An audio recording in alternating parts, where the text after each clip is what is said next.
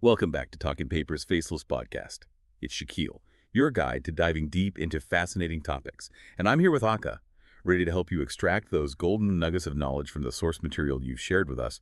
Remember, new episodes drop every Monday and Thursday, so hit that subscribe button and never miss a deep dive. If there's a theme you're wrestling with, drop a comment below. And let us know. We might just feature it in an upcoming episode. Today, we're diving into Barry Schwartz's The Paradox of Choice. It looks like you're grappling with some big decisions yourself. Based on the excerpts and notes you sent over, we're talking jeans, cookies, retirement plans. Even choosing a doctor seems like a choose-your-own-adventure these days. So let's unpack why more options don't always equal more happiness and what you can do about it. What's fascinating about Schwartz's work is that he starts with something so relatable, the experience of simply trying to buy a pair of jeans. Right.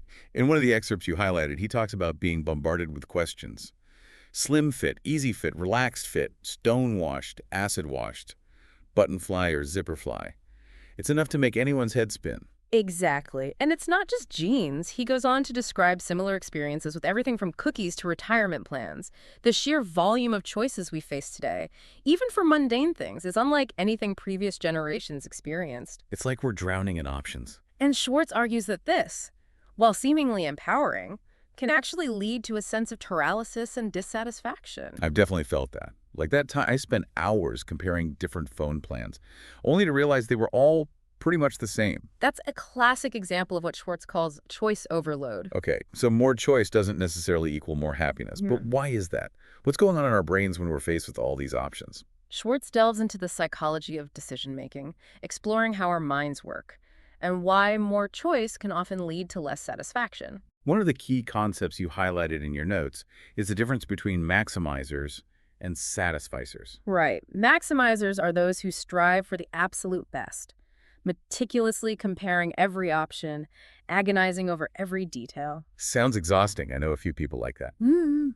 Always researching the best restaurant, the best vacation spot. They never seem to be able to just relax and enjoy. Exactly. And this constant striving for perfection can be a recipe for anxiety and regret. Because there's always that nagging feeling that you might have missed out on something even better. Precisely. On the other hand, satisficers are happy with good enough. So they might not get the absolute best coffee maker, but they find one that meets their needs and move on with their lives. Exactly. They're not chasing perfection, which frees them up to focus on other things that bring them joy. And Schwartz argues that, more often than not, satisficers end up happier. The research suggests that's the case. They're not constantly second-guessing themselves or feeling like they could have done better. And they're probably saving a lot of time and energy. Don't forget to like this episode and leave a comment if you have any burning questions or theme suggestions for future deep dives. Now, you also highlighted this concept of opportunity costs, which seems pretty central to Schwartz's argument. It's a crucial point. Every time we choose something, we're also choosing not to have something else. It's like that old saying, choosing is losing. Yeah. If I pick the beach vacation, I'm saying no to the mountains, the city, 1,000 other experiences. And the more choices we have, the more potential trade-offs we face. This can make it hard to feel good about our decisions, even if they turn out well. Because you're always wondering, what if I had chosen differently? Exactly. That nagging sense of doubt can really undermine our happiness. So how do we break free from this tyranny of choice? It can feel like we're trapped in a cycle of endless options and never-ending second-guessing. Well, that's where Schwartz's strategies for smarter choosing come in. I'm eager to hear more about those strategies and how they might apply to the listener's specific situation, based on the materials they shared with us. That's exactly what we'll delve into next. Schwartz doesn't advocate for going back to a world with limited choices. That's not realistic or desirable. But he does offer some practical strategies for navigating this modern paradox of choice. Let's talk about those strategies. Yeah. In your notes, you highlighted a section about becoming more aware of our decision-making style. That's a great place to start. Are we maximizing when we could be satisficing? Could some of our choices be streamlined into routines or habits? Right, like maybe you always buy the same brand of toothpaste. Frees up mental space for the decisions that really matter. Exactly. Schwartz suggests that identifying what truly matters to us is key, setting clear standards and resisting the urge to endlessly compare. That resonates with me. It's so easy to get caught up in comparing every feature of different products, reading endless reviews. Sometimes I end up feeling more confused than when I started. Absolutely. Another strategy Schwartz emphasizes is learning to manage expectations. This is where it gets really interesting for me. You mentioned feeling overwhelmed by the sheer number of options when choosing a doctor. That's something many people struggle with these days. It's understandable. Healthcare is so complex. But think about it this way. A generation ago, people often had one family doctor they saw for everything. There wasn't this expectation of finding the perfect specialist for every ailment. So our expectations have become inflated, in a way. Exactly. And this isn't limited to healthcare. We live in a culture where we're constantly bombarded with messages about how amazing and fulfilling everything should be. Social media plays a huge role in this, constantly presenting us with idealized versions of other people's lives, their possessions, their experiences. It's easy to fall into the trap of comparing ourselves and feeling like we're coming up short. And that gap between expectations and reality can be a major source of dissatisfaction. Oh, how do we bridge that gap? Do we just need to lower our expectations? Not necessarily. It's more about aligning our expectations with reality. And that starts with becoming more mindful of the messages we're consuming. You mean being more critical of the curated perfection we see on social media? Exactly. And focusing on cultivating gratitude for what we already have. That makes sense. Shifting our focus from what we lack to what we have can be a powerful antidote to that feeling of constantly wanting more. It's about appreciating the good instead of always chasing the best. Schwartz also talks about the importance of focusing on experiences rather than material possessions. Yes. Experiences tend to be more unique and less susceptible to those social comparisons we were talking about. And they create memories that last longer than the fleeting satisfaction of buying a new gadget. Exactly. So instead of always looking for the next thing to buy, maybe it's about planning that weekend hike or taking that cooking class you've been eyeing. It's about investing in experiences that enrich our lives, rather than accumulating possessions that ultimately just clutter our homes and our minds. Schwartz also emphasizes the practice of mindful consumption. What does that look like in practice? It's about being intentional with our choices, not just buying things out of habit or because everyone else has them. Asking ourselves, do I really need this? Will it truly add value to my life? It's about breaking free from the mindless consumerism that often drives our decisions. Exactly. And that shift in mindset can have a ripple effect on other areas of our lives. This is all starting to make a lot of sense. Okay, we've been talking a lot about the strategies for managing choice overload and making smarter decisions. But there's another aspect of Schwartz's work that I want to touch on, and that's the connection he draws between choice and the rise of depression in modern society. That's a very important and often overlooked aspect of the paradox of choice. Schwartz argues that this constant pressure to choose and the fear of making the wrong choice can contribute to feelings of anxiety, inadequacy, and ultimately depression. It's like we're set up for failure from the start. In a way, yes, because no matter how many choices we have, we can never be sure we've made the absolute best one. And when things inevitably don't go as planned, it's easy to fall into the trap of self-blame. Especially in a culture that emphasizes individual responsibility and achievement. Right. We're told that we're in control of our own destiny, that happiness is a choice. So if we're not happy, it must be our own fault. Which just adds to the pressure and the anxiety. Exactly. And Schwartz points out that this individualistic mindset, combined with unrealistic expectations, can create a perfect storm for mental health issues. So what's the antidote? If this feeling of overwhelming choice is contributing to depression, how do we combat that?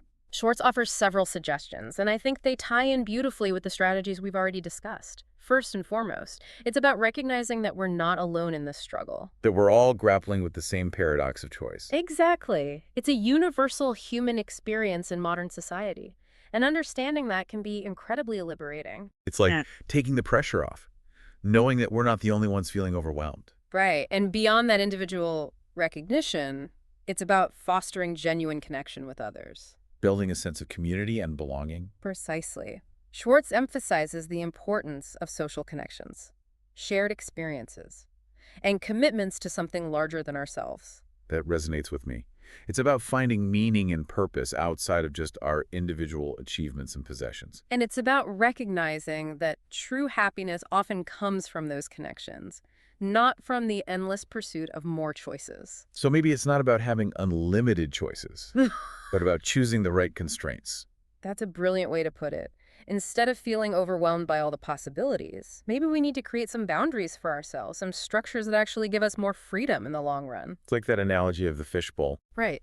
A small fish might think it wants unlimited options, but the fishbowl actually provides a safe space to explore and grow. Without the fishbowl, the fish would just be trying to survive, constantly on edge, with no real sense of direction. Constraints can actually be liberating because they provide a framework for making choices that align with our values and priorities. This is giving me a whole new perspective on how to approach decision-making in my own life. Don't forget to like this episode, leave a comment. If you have any theme suggestions for future deep dives, let us know what you're wrestling with. We're here to help you dive deep and find those golden nuggets of knowledge. So we've talked about the problem of choice overload, the difference between maximizers and satisficers, the weight of opportunity costs. And we've explored some of Schwartz's strategies for making smarter choices, setting clear standards, managing expectations, focusing on experiences, and cultivating gratitude. But before we wrap up this deep dive, I want to touch on one more key concept that you highlighted in your notes, and that's the idea of adaptation. You mentioned that this concept really hit home for you, especially when it comes to material possessions. It's something we all experience, but often don't recognize. We buy that new car, and it's thrilling for a while. That new car smell fades pretty quickly. Exactly. That's adaptation at work. We get used to things, and the initial pleasure we felt diminishes over time. So then we're off to the next purchase. Yeah.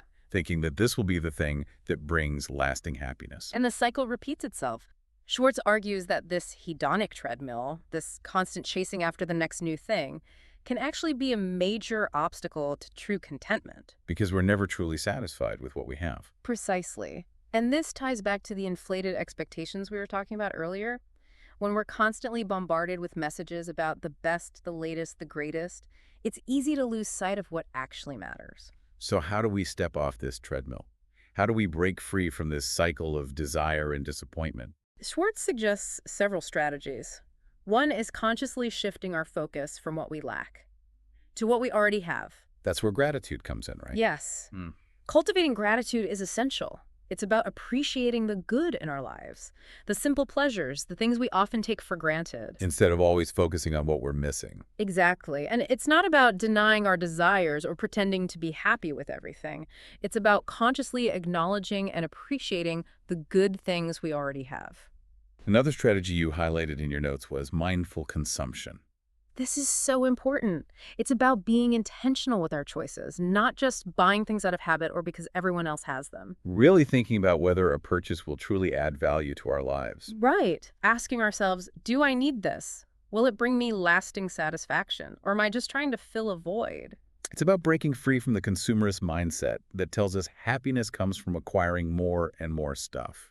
And it's about recognizing that true satisfaction comes from experiences, relationships, and contributing to something larger than ourselves. This deep dive has really given me a lot to think about.